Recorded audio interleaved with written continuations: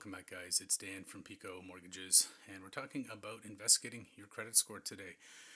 And a big caveat here, I tanked my credit score. Yes, science!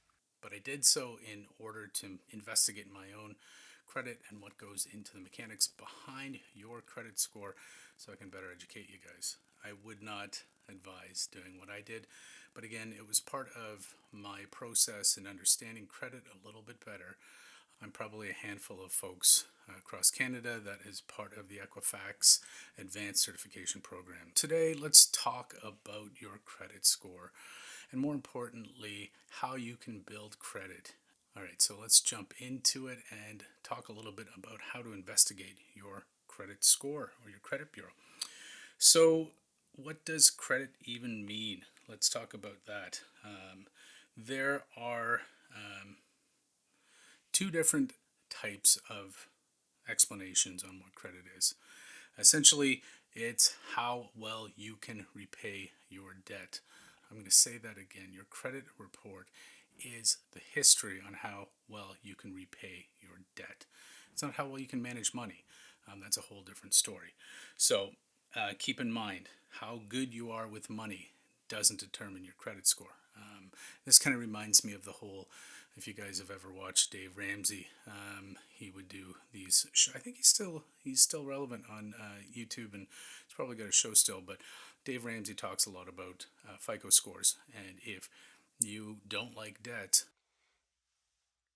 It's your fault! you're going to have a poor FICO score because they're not going to have anything to report on. So you can be really good with your money, but you're not going to have much of a debt score, as he calls it. So, what kinds of credit pulls can you get? We've got two different types, and you've probably heard the terms soft pull and hard pull. So, what's the difference? With the soft pull, there are common types of inquiries that happen on soft pulls. And soft pulls generally, they're not going to affect your credit. They can be done for various reasons. For example, if you're just checking your credit score on multiple sites, I know Mogo, Credit Karma, that essentially would be a soft pull on your bureau.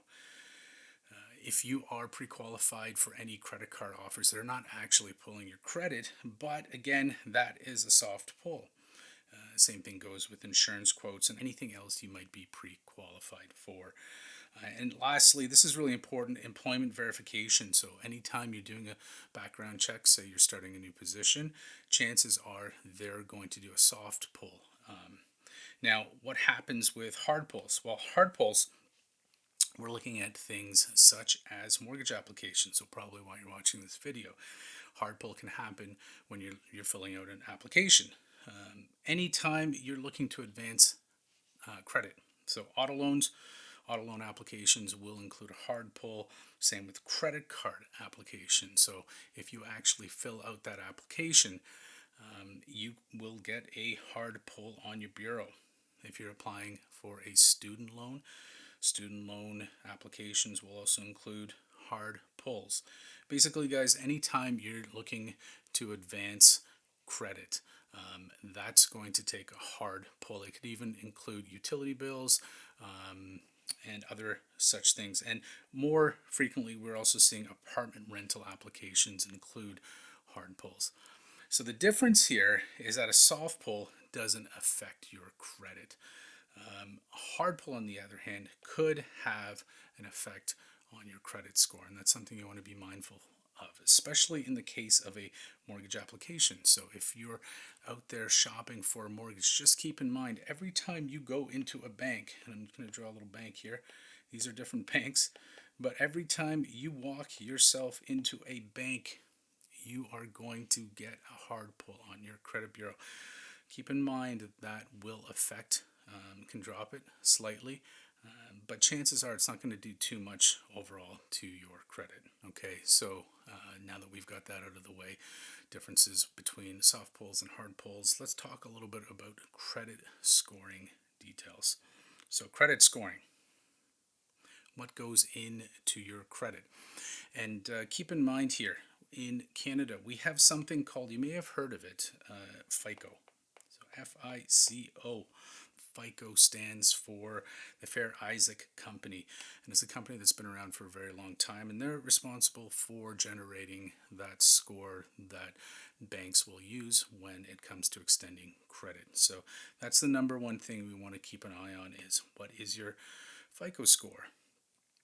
Here's something that could be challenging, and this goes back to my conversation on debt versus money management. So what if you have new or no credit?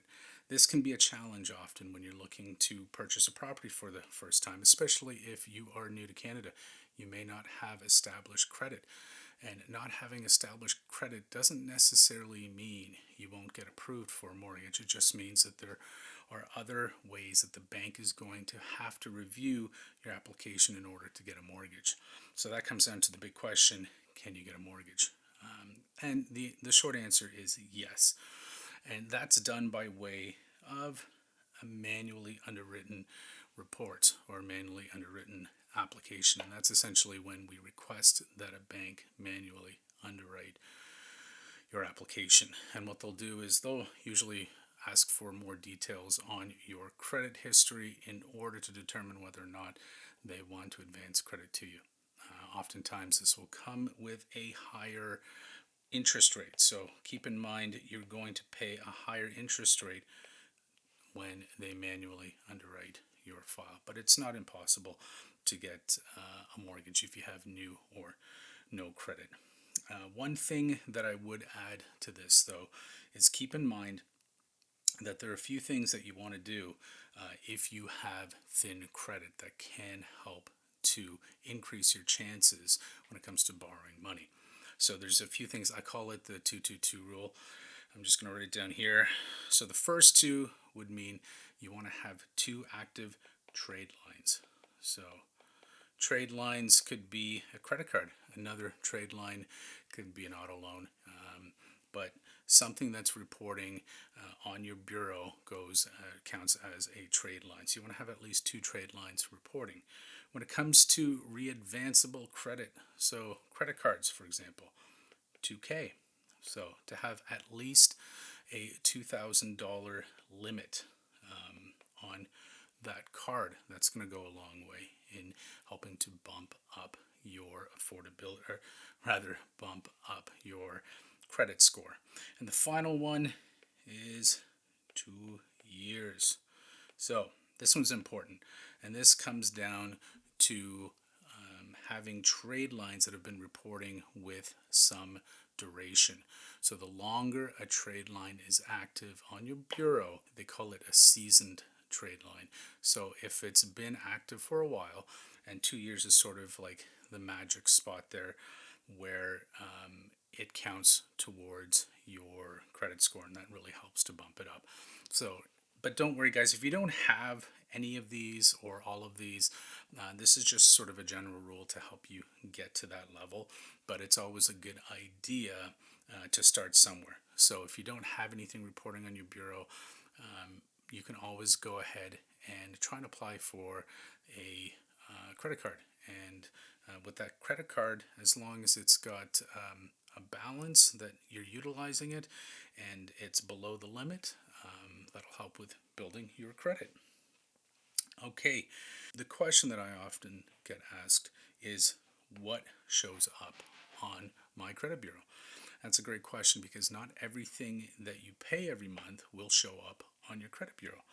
Things such as debts. So any debt is going to show up on, well, not anyone, but a lot of the debts that you pay monthly will show up on your bureau. Some bills will, but most won't. So if you have like a cell phone bill, that cell phone bill could report. Sometimes they won't. Auto loans, lease payments. This one definitely will show up. And this one is the auto loan and the lease payment one is really important to make sure that if you have an auto loan or a lease that's already matured and you've paid it off, keep an eye on this because I notice oftentimes this will still report as an active trade line. So keep an eye on your auto loan and lease payments. Make sure that they're no longer reporting. Mortgages. Now, this is a surprising one. Not all mortgages will report to your credit bureau. Some mortgage companies and banks prefer not to report, while other ones will report on your bureau. So that is one that will show up. Lines of credit. So this could be, if you have an existing mortgage, it could be a HELOC, so that's a home equity line of credit, or it could just be a simple line of credit that is unsecured. Both of those could possibly show up on your bureau. Credit cards almost always show up on your credit bureau unless it's a prepaid credit card. Chances are that's not going to be on there. And we're seeing this more often. Even for those of you that are renting, landlords can opt to report to your bureau. Whether or not that is the right thing is up for debate. Depends on who your landlord is and what that relationship's like. But we're seeing more and more of this popping up on credit bureaus. And all of those will have a either positive or negative effect on what your overall FICO score will be. So those are some of the details that you're going to find, and us as mortgage brokers will find on your bureau. Okay, so that's all great. You know what exactly is going on the bureau. Now the question is, how do we move that needle so you can go from maybe poor credit into good credit or great credit? So let's talk a little bit about that. Good versus bad credit scores. And I don't know if they're bad, but maybe they need room for improvement, as my teacher would tell me in grade 5. Okay, so there's a few different ways that they are categorized, but this is sort of a general one I found online to be fairly accurate. This is based on sort of Equifax. TransUnion would be similar, I would say. So what happens here, guys, is if you're floating around, I wouldn't even say, so obviously 300 is not going to be a good score. You want to get above that, but I wouldn't say 630 would be maybe a bad plus. Okay, so you want to be above here. When it comes to the insurers, so insured mortgages, they want a FICO of at least 600 on here. So this is sort of let's say the cutoff would be like somewhere here for insured mortgages. So that's either CMHC, Sagen, or Canada Guarantee. Earlier in 2021, actually, sorry, I think it was 2020, CMHC had increased the minimum FICO score from 600 to 680, and it made it quite difficult for people to apply and get qualified for a loan. So right now that's they've dropped it back down to 600 to be in line with the two other insurers we have here. So all three of them are at 600. So anything above 600, guys, this would be kind of considered, I'd say 680 is where a lot of typical A banks, so the A banks, I'm going to just change my highlighter here. So the typical A banks here will vary, but 680 and up is what we would consider a good starting point for getting approved with an A bank with a conventional mortgage. That also holds true for credit unions and alternative banks. Although with alternative banks, they're alternative for a reason. So it could be that you have alternative income that's not reported on your line 15,000 on your notice of assessment. Maybe you've written stuff down because you're self-employed. So that's where alternative banks come in, but they also come in if you have credit challenges. So that could be something around the 550. Alt-A's can jump in there.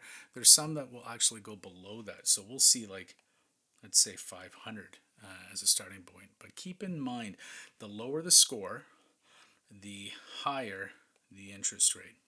Okay, so that just goes back to your risk factor and what the banks consider a riskier borrower. So once we kind of move that needle up, then we're going to get to a point where your interest rate can possibly go down. But keep in mind here, it's not infinite, right? We can't get all the way to the top. And if you guys, if you notice here, I put a little unicorn character here, and the unicorn is really the 900. So 900 is what we call a unicorn.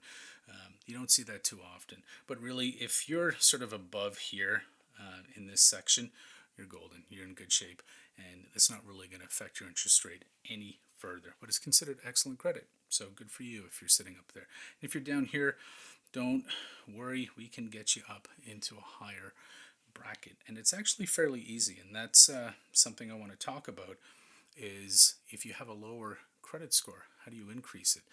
And in my situation, I bumped up my credit score, and I'll show you exactly what I did. Okay, now we get into the nuts and bolts and how to increase your credit score. And keep in mind, guys, your situation might be a little different if you're dealing with a bankruptcy, a consumer proposal. Those are a little bit different, and they will affect how quickly your score can increase. But generally, if you're just dealing with having maybe perhaps overutilization, and when I say utilization, I just mean that the balance on, let's say, a credit card is nearing its limit, that's considered a high utilization. But how do we increase a credit score? So this is where we're getting a little personal with me, and I'm glad to share this with you guys. So what I ended up doing here is this report that I had pulled is directly from my Equifax report. And you'll see something really interesting here. So I'm going to point out two things. Back at the beginning of December, you'll see I pulled my credit score. And my FICO score was sitting at 636. If you look back on our chart, you'll remember that 636 is sitting sort of in here. So, I wasn't horrible, but if I had to go for an insured mortgage, it's not going to make the affordability any easier for me or the application. So let's say the insurer is having some difficulties with understanding if I'm able to pay back that loan. They may ask for a guarantor or a co-borrower on the application, someone with a little bit stronger credit score. Or in the case of, let's say I'm just looking to do a refinance on a property. Most banks might need a 680, and I would not be approved for a refinance. So, Dan, you're not getting approved. That's a decline for you. So why did I do this, and how did I do this? So let's just reverse a little bit. I don't have the information here, but if we skip back about a month, and generally my FICO score hovers anywhere from, let's say 730 to maybe 800. It's a comfortable place for me, and haven't missed any payments, and I have active trade lines open. So what happened? Well, I ended up increasing my balances on my cards. So my utilization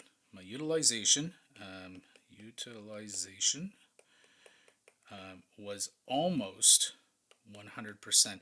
Actually, in one of my cards, my utilization, I think I hit 105%. So let's say, for example, I've got a credit card and it's got a $10,000 limit. I was right at the limit. So I did that for my cards that I could do that with. And then I pulled my bureau. My bureau came back and said, hey, no, we don't like that. Looks like you're in trouble here.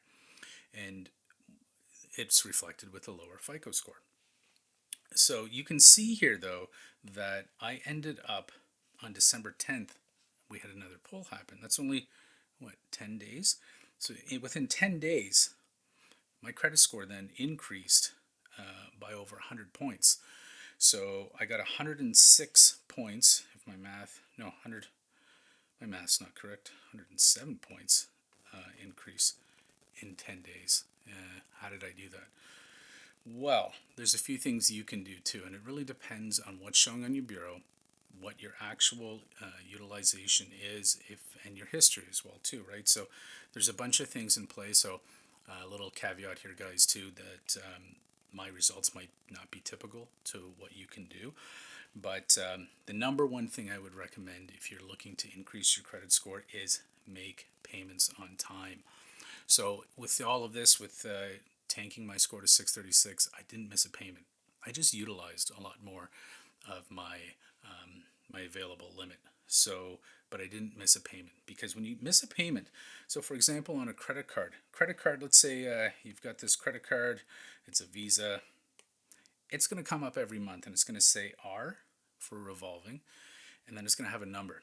So it could be a R1, an R2, an R3, etc. You don't want to be in an R3, you don't want to be in an R2, you want to be in an R1. That means that you are making payments and on average taking a month to make that payment. And R2 means that it's taking about 60 days in order to make that payment. R3, etc., etc. You go down the line, you get to a point where it becomes delinquent, and maybe it's you get to an R7, which is not a good place to be. So make your payments on time. That's really important. Keep it on time. The other thing is settle outstanding disputes. So this is a really important one, guys. If you have anything that you're contending, and it could be something as simple as maybe your cell phone or your cable bill, there was a dispute with it when you switched providers. Well, get that cleaned up, because that's going to go to collections, and then that's going to report, and that could affect your credit score, and that could be pulling it down. So you want to address those. I had one client who, it was $23 they were disputing, and at that point I said, you need to pay it. And wouldn't you know, her score did increase. This is another important one. Don't apply too frequently for credit. So in the case of credit cards, if the if their credit reporting agency sees that you keep reporting credit inquiries. So remember, we talked about hard pulls. Well, hard pull is every time you go for a credit. So if you go for a MasterCard, and then you go for a Visa card, and then you go for your American Express, well, every time you are applying, that's going to start dropping your credit. And it looks like you're getting a little desperate here. So you want to keep that in mind. Don't do too many inquiries when it comes to credit. Utilization is one I spoke of, and that directly affected what we saw up here with my credit score. So utilization, keep that. Now, it's up for debate. Keep it below 50%. A lot of people say 30% is a good number. So if you can keep it below that, that'll start bumping up your score. And as you can see, in my case, I dropped my utilization pretty much right down to 0 on my cards, and then that bumped it up 107 points in a matter of days. So what you want to do is just keep that utilization well below those limits. Another trick you can do if you're in a pinch is, let's say you have a $5,000 limit and a $5,000 balance. You're right at 100%. Well, how can you get your utilization to 50% or below? One possibility you can do is actually apply for an increase on your credit card. Sometimes people have pre-approval sitting there. If you log into your account, you might say, hey, you're pre-approved for an automatic increase. So let's say we increased your limit now to 10,000, but your balance is still at 5,000. That's going to be a 50% utilization. So you've just dropped it from 100%. So that's one strategy you can do to increase your credit. More trade lines. So this goes back to the 222 rule.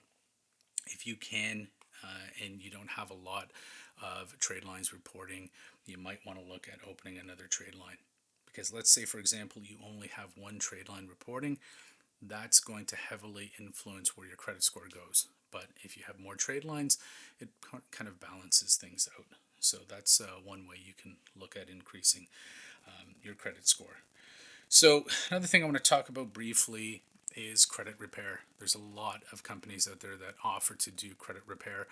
Guys, this is something you can do on your own with a little bit of elbow grease and work, and just put it into perspective here. When you're doing credit repair, essentially a credit repair company, they're going to charge you anyway to do this, and a lot of these tips here are what they're going to advise for you anyway. So I would recommend, if you can, look at doing it yourself. If not, ask around for some reputable credit repair companies, or even if you have a mortgage broker you're working with, oftentimes they can help coach you on getting your credit to where you need it to be. And the last one I want to talk about here is a really important one too. You might get to a point where you've repaired credit and you think, this is great, awesome, let's close that card down. I'm going to say a big fat no, don't close the card. If you close a card, that goes back to the other two I spoke of, so 2 years. So remember, we need 2 years of history. Well, let's say you have a seasoned account and you've had it for a few years. It's just that you haven't paid it off, or you've been missing payments. Keep it open. That's going to do a lot more for you than closing it, because once you close it down, we don't have a credit history anymore, and we're going to be relying on those other trade lines. And if those trade lines are new, or it pulls down your overall average, that's going to negatively affect your credit score. So that's what I've got today, guys. I'm happy to report my credit score has gone back up, and if I needed to go for a refinance or mortgage, I would be in good standing with the bank. I want to know what you guys think, and if you've had any credit challenges and what you've done to increase them or to address it. As always, guys, thank you for watching. Comment below, like, subscribe, and I hope you're having a great day, and I'll talk to you soon.